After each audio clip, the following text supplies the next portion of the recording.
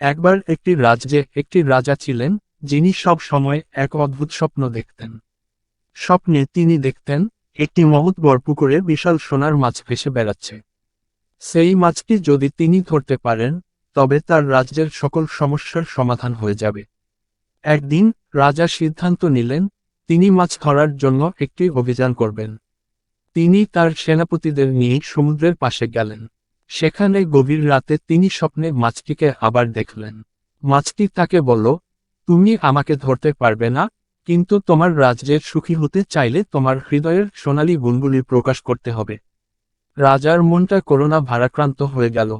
তিনি বুঝতে পারলেন যে মাছটি আসলে তার দলের জন্য ছিল। রাজা তার মন্ত্রিসভার সাথে বসে সিদ্ধান্ত নিলেন, তিনি যেন ক্ষমতা প্রদর্শনের পরিবর্তে মানুষের সুখে মনোযোগ দেন। সেই দিন থেকে রাজা বেশি করে দাতা হতে লাগলেন, মানুষকে সাহায্য করতে লাগলেন। এভাবে তিনি তার রাজ্যের মানুষের হৃদয়ে একটি স্থায়ী স্থান করে নিলেন।